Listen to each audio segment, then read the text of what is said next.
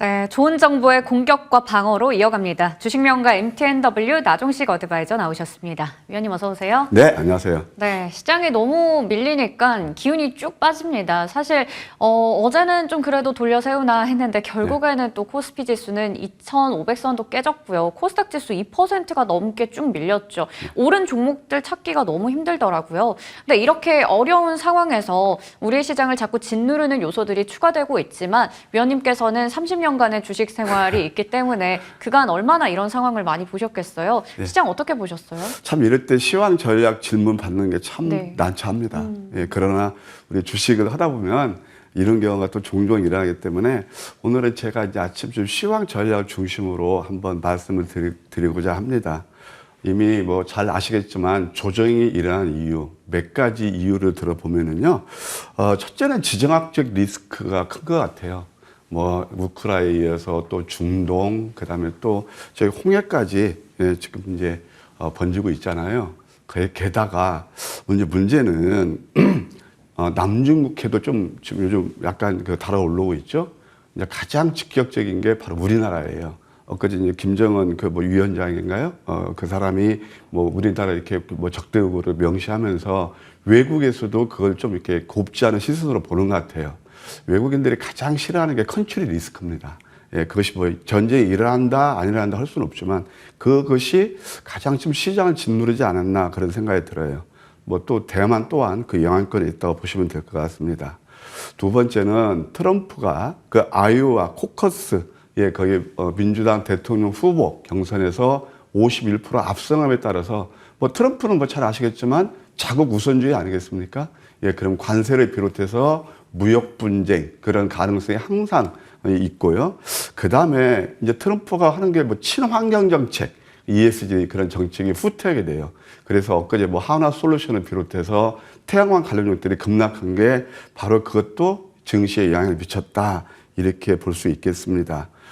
이제 금리 인하 그 이슈에 대해서 자꾸 얘기가 나오고 있는데 사실 금리 인하는 저는 올해 6월달 전에는 어렵다고 수차 말씀을 드렸어요. 그 이유는 뭐냐면은 0.25%에서 얼마 동안 그러니까 그 이제 바닥금리죠. 유지된 게 1년 10개월이에요. 그러면 5.5 간 게 몇 개월 됐죠? 그렇게 긴 시간이 아니란 말이에요. 항상 저점에서 고점, 여기에서는 오랫동안 금리는 스테이, 머무르게 됩니다. 이제 이런 것들이 뭐 설왕설래 하면서 영향을 미쳤다, 이렇게 말씀드릴 수 있겠어요. 그러면 이제 여기까지는 뭐 다 아시는 내용이고, 우리가 이제 미래를 어떻게 볼 것이냐, 가까운 미래죠. 그러니까. 이제 당장 오늘부터 어떻게 볼 것이냐, 역시 저는 이제 봤을 때, 지수는 단기 과매도권에 진입했다. 이렇게 보고 있습니다. 조정 클라이막스가 임박했다. 오늘 한 번 또 조정이 나올 수 있어요. 만약 저는 오늘 미국 시장 영향으로, 뭐 미국 시장도 큰 폭 조정은 아니는데 좀 개파락했으면 하는 그런 바람이 있습니다. 그 이따 제가 기술적 자료를 통해서 말씀드릴게요. 이렇게 어려울 때는 우리가 또 안 좋았을 때 그 반면교사를 삼는 것도 괜찮아요. 언제가 그랬죠? 바로 10월 말에 그랬죠. 예, 지금도 이제 그런 구간에 와 있다. 이렇게 말씀드릴 수 있겠고요. 참, 우리 아까 수정님께서 얘기했지만, 옳은 종목 찾기가 쉽지 않죠. 네. 그래도 괜찮았던 게, 이번 주, 월부터 수요일까지 핫 이슈가 됐던 게, 바로 AI, GPT 스토어 모멘트를 갖춘 그런 종목들은 굉장히 흐름이 좋았다.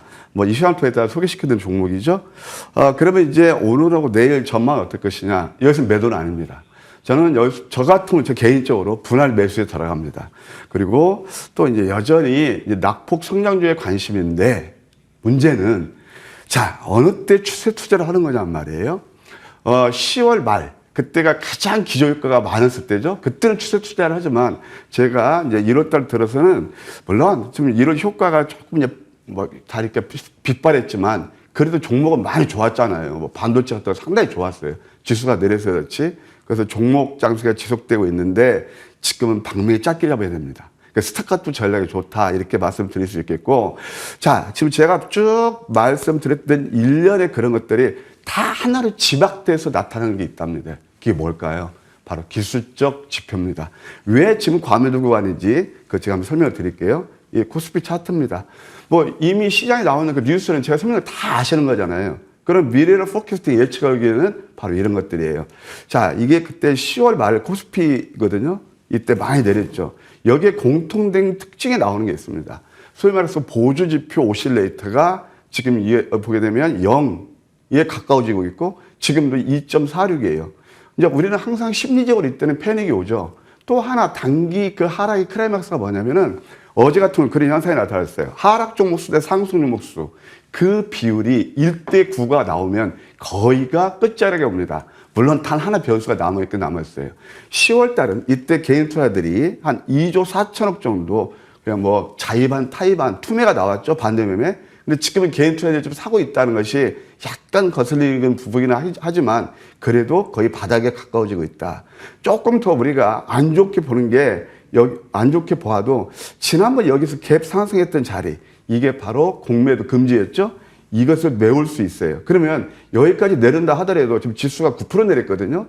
여기에서 2600포인트, 650포인트에서 여기까지 지금 빠졌는데 2400포인트 빠졌는데 이만큼 여기서 리스크 관련 여기서 매도하는 것은 좀 그렇죠. 이미 다 고점들이 20, 30% 종목들이 빠졌는데 견디는 전략이 유효하다 이렇게 말씀드릴 수 있겠어요.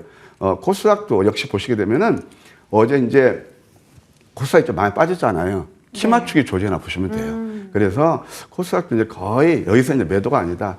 잘하면 오늘 제가 왜 개입하라고 하면 좋으냐면 하락에서 개인 투매를 유발하면서 꼭 성골 모양의 도지를 만들면 그때부터 반격이 일하기 쉽습니다. 따라서 그동안 심리적으로 굉장히 지치고 힘드셨을 텐데 오늘 내일 잘 참으시면 다음 주부터는 좀 우리가 반등을 기대할 수도 있겠다. 예, 그렇게 말씀드릴 수 있겠네요. 네.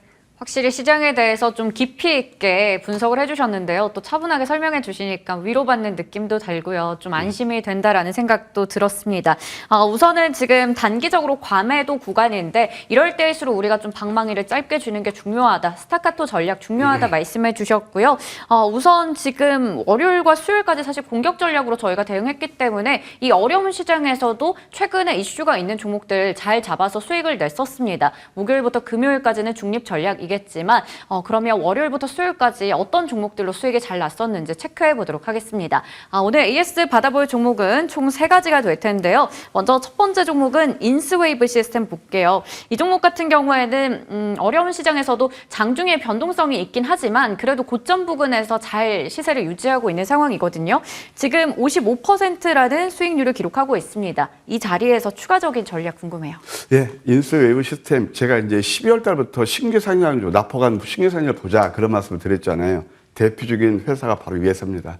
UI 사용자 인터페이스, 유저 인터페이스를 제공하는 그런 업체인데 이것도 보세요. 7만 원했던 것이 얼마까지? 15,000원까지 빠졌잖아요. 이때부터 상승이 일어나고 이제 가격과 기간 조정을 거치면서 그다음에 이제 뭐가 이슈가 됐죠? 바로 GPT 스토어입니다. 이게 결국은 LMM 그러는 AI 그 모멘트를 상승하고 있는데 어제 같은 그렇게 안 좋은 양에서 이 종목은 좀 따로 상승하고 있잖아요. 전고점 돌파 관건이에요. 잘 보시면서 한 33,000원까지 이것은 보유자의 영역입니다. 당연히 목표가 왔기 때문에 일부 수익 실현하실 거고 한번 33,000원까지 보는 전략은 유효하다. 또 뭐 기관 외국인 수급도 나쁘지 않은 것 같으니까 이것도 관전 포인트로 보시죠. 네, 좋습니다. 전고점을 돌파한다면 5차 목표 주가 33,000원까지 바라볼 수 있다라는 관점에서 AS 해주셨습니다. 다음으로 1월 15일이니까 바로 월요일 종목이었는데요. 그날 크라우드웍스 그리고 고바이오랩 얘기 주셨는데 이 어려운 시장에서 월요일에 말씀해 주신 종목들이 2차 목표 주가까지 단숨에 돌파를 했습니다. 자, 크라우드웍스는 사실 최근에 AI 관련해서 계속해서 올라가고 있어요. 이게 정말 지수랑은 관계없이 좀 계단식 상승을 보이고 있는데 여기서 이제 추가적으로 전략 어떻게 세워볼까요? 이거는 보유자의 영역인가요? 당연하죠. 일단 목표가 오게 되면 저는 하여튼 지금 스타카토로 말씀드리잖아요. 네. 하여튼 뭐 지금 이게 어려운 자리에서 10% 이상이면 뭐 땡스를 하시죠. 그래서 하여튼 60% 이상 수익 실현에 맞고요. 이 종목도 또 기관 외국인 수익이 들어와요. 똑같이 공통 부모가 있습니다. 인스웨이브라든가 크라우드웍스는 바로 제가 이제 LMM 그 AI를 보시자고 그랬잖아요. 거기에 대고 그러니까 바로 그것을 쏘아 올린 모멘트가 뭐냐면은 GPT 스토어라고 말씀드릴 수 있겠죠. 이것은 이제 위에서 피리춤을 좀 맞은 것도 같은데 거래가 많지 않으니까 꾸준히 보시면서요. 한번 주부 보시게 되면 좀 이제 이렇게 적산뱅이 나면 좀 눌릴 가능성도 있네요. 이것도 감안하시면서 눌림 줄 때 한번 제 관심이 필요합니다. 그래서 이것은 제가 한번 꾸준히 아직도 상승 여력이 있기 때문에 맥점 되면 다시 한번 에이스 해드릴게요. 네, 이 종목 같은 경우에는 꾸준히 또 지수와 관계없이 잘 올라갔습니다. 우선은 단기적으로 많이 올랐기 때문에 2차 목표 주가 달성했고요. 추가적으로 맥점이 나왔을 때 한 번 더 짚어주신다고 얘기해 주셨네요. 자, 다음으로 12월 11일 종목이었던 에이징 랜드입니다. 1월 2일에 6만 원대 위까지 쭉 올라가면서 좋은 시세를 나타내고 나서 주가는 최근에 좀 많이 밀리고 있어요. 여기서 이제 목표 주가 좀 조정을 해 주셨습니다. 3차 목표 주가는 5만 5천 원이고요. 4차 목표 주가는 6만 원으로 기억해 보겠습니다.